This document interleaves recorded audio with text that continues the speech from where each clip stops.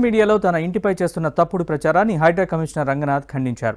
హైదరాబాద్ మధురానగర్లో తాను నివాసం ఉంటున్న ఇల్లు 4 దశాబ్దాల క్రితం తన తండ్రి నిర్మించినట్లు చెప్పారు. తన ఇల్లు బఫర్ జోన్లో లేదంటూ ఫోటోలు విడుదల చేశారు. కృష్ణకాంత్ పార్క్ దిగువన ఉన్న వేలాది ఇళ్ల తర్వాత తమ ఇల్లు ఉందని రంగనాథ్ తెలిపారు. ఒకప్పటి పెద్ద చెరువే 2.5 దశాబ్దాల క్రితం కృష్ణకాంత్ పార్కుగా మార్చిన విషయం అందరికీ తెలుసన్నారు. చెరువు కట్టకు దిగువన 10 మీటర్లు దాటితే ఇరిగేషన్ నిబంధనల మేరకు నివాసాలు బఫర్ జోన్ పరిధిలోకి రావని తెలిపారు.